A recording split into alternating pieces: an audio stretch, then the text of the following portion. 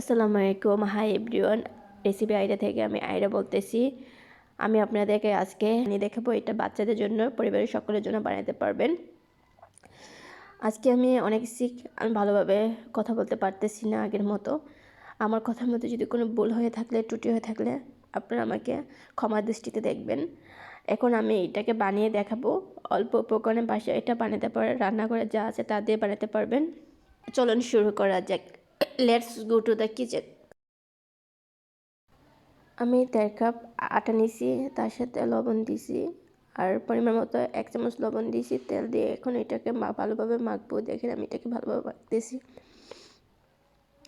আপনারা এটা আটা দিয়ে এটা বানাতে পারবেন নাস্তাটা। এখন আমি কুসুম গরম পানি দিয়ে এটা একটা ডো তৈরি করব। আপনারা দেখেন আমি এভাবে ডো তৈরি করতেছি, হালকাভাবে দিচ্ছি। আপনারা একসাথে পানিটা দিবেন না, অল্প অল্প করে পানিটা দিবেন। এভাবে আমি একটা ডো তৈরি করব। দেখেন আমি এইভাবে একটা ডো তৈরি করতেছি। আমার ডো আরেকটু পানি দিয়েছে, আমার একটু পানি লাগবে। আপনারা এটা বাসার মধ্যে একবার হলো বানিয়ে দেখবেন। এই নাস্তাটা অনেক মজা, ইয়ামি হয়।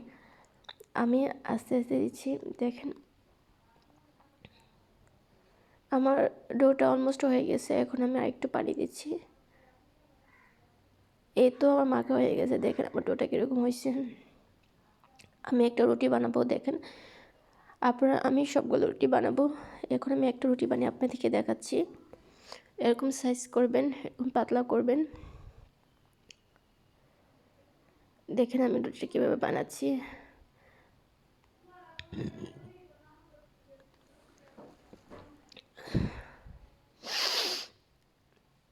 আস্তে আস্তে আপনারা বানাবেন।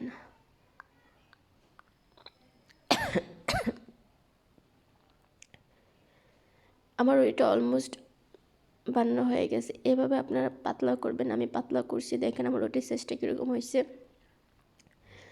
এই তো আমার রুটিটা অলমোস্ট হয়ে গেছে। দেখেন আমার রুটিটা কীরকম হয়েছে। এটা অনেক সফট হয়েছে রুটিটা। এই তো আমি রুটিটাকে এখন আমার বেলা হয়ে গেছে, এখন উঠিয়ে ফেলবো। আমি আরেকটা রুটি বানিয়ে আপনাদের দেখাচ্ছি।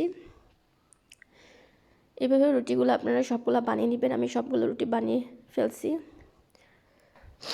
আমি একটা পাত্রের মধ্যে পরিমাণ মতো তেল, পেঁয়াজ, টমেটো দিয়েছি। এখন আলুটা দিয়ে দিচ্ছি। আমি কাঁচামরিচ দিয়ে দিচ্ছি আধা কাপ।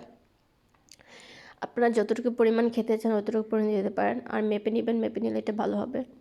আর আমি এখন এগুলোকে ভালোভাবে ভাজবো। দেখেন আমি এগুলোকে ভালোভাবে ভাজতেছি। একটা পুর বানাচ্ছি।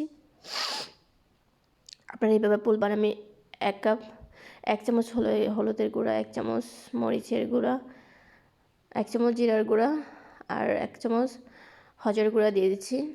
আর পরিমাণ মতো লবণ দিচ্ছি। আপনারা আপনার পরিমাণ মতো লবণ দিতে পারেন। এখন আমি এটা ভালোভাবে একটু পানি দিয়ে দিচ্ছি। আপনারা একটু ভালোভাবে ধনিয়া পাতা দিয়ে দিচ্ছি পরিমাণ মতো। এখন একটু আমাকে কষাবো। এই তো আমি আস্তে আস্তে কষাচ্ছি।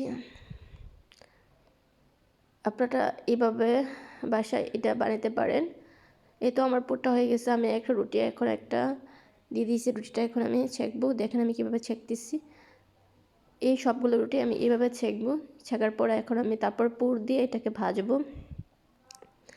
আমার ছেঁকা অলমোস্ট হয়ে গেছে। এখন আমি আরেকটা রুটি দেখাচ্ছি আপনাদেরকে।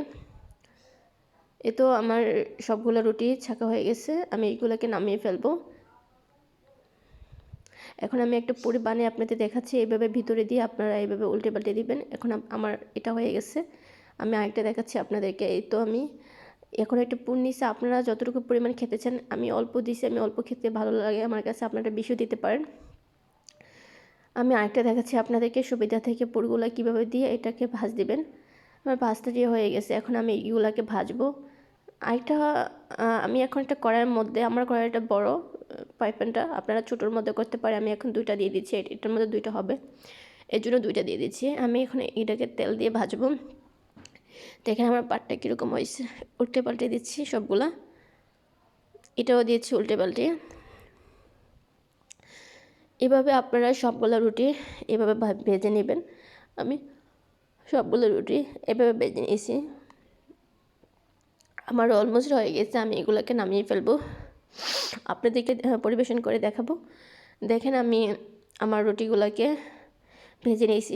আপনারা এইভাবে সবগুলো রুটি ভাজবেন। এটা সকালবেলার জন্য বানাতে পারেন, বাচ্চাদের টিফিনে দিতে পারেন। এই তো দেখেন আমার রুটিগুলো এরকম। আমি এখন একটা রুটি ভেঙে আপনাদের দেখাচ্ছি কীরকম হয়েছে, আমারটা কতটা ইয়াম্মি হয়েছে। আমি দেখাচ্ছি আপনাদেরকে কতটা ইয়াম্মি হয়েছে, ভেঙে দেখাচ্ছি। আপনারা বাসায় এটা বানাতে পারেন, খুবই মজা হয়েছে। দেখেন ভেতরটা কত ইয়াম্মি। আপনারা অবশ্যই আপনারা ডিম আর চিজ দিতে পারেন। আমি চিজটা দিইনি, ডিমটা দিয়েছি, ডিমটা স্কিপ করে ফেলছি। এইভাবে বাসায় এটা আপনারা বানাতে। আমার রেসিপিটা যদি আপনাদের কাছে ভালো লেগে থাকে, আপনারা আমাকে লাইক, শেয়ার, কমেন্ট ও সাবস্ক্রাইব করে দেবেন। আপনারা সবাই সুস্থ থাকবেন, ভালো থাকবেন। আল্লাহ হাফেজ।